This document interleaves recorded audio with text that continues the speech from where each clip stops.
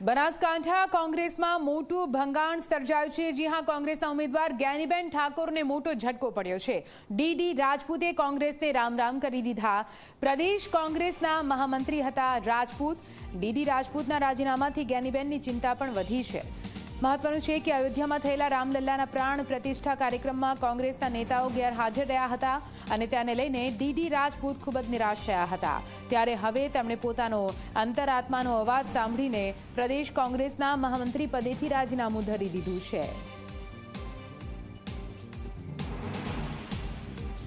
દેશ અને દુનિયામાં વસતા કરોડો હિન્દુઓની આસ્થાનું પ્રતીક એવા ભગવાન શ્રી રામલલ્લાની પ્રાણ પ્રતિષ્ઠા મહોત્સવનો અવસર જ્યારે આપણી વચ્ચે આવ્યો ત્યારે કોંગ્રેસ પાર્ટીના વરિષ્ઠ આગેવાનોને જ્યારે રામ મંદિર ટ્રસ્ટ દ્વારા ઉપસ્થિત રહેવા માટે આમંત્રણ પાઠવવામાં આવ્યું અને આમંત્રણનો પણ જો અસ્વીકાર કરવામાં આવતો હોય તો તે પાર્ટી સાથે જ્યારે પણ અસ્વીકાર કર્યો ત્યારથી હું મારા મનની અંદર ખૂબ જ દ્વિધા અને દુઃખની લાગણી અનુભવી રહ્યો હતો અને મારા આત્માને ઠેસ પહોંચી હતી।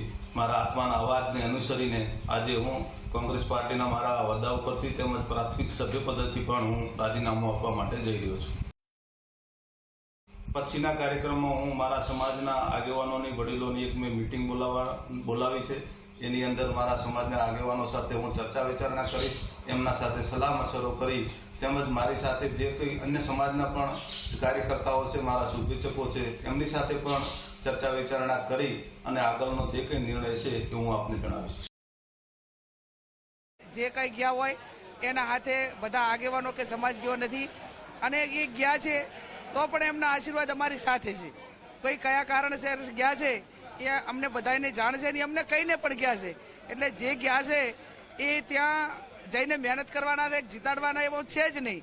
એ આજે પણ જ્યારે ફોન કરીને ગયા હોય એના આગલા દિવસે આખી રણનીતિની કઈ રીતે અમને મદદ કરશે એ વાત અમને કરીને ગયા છે।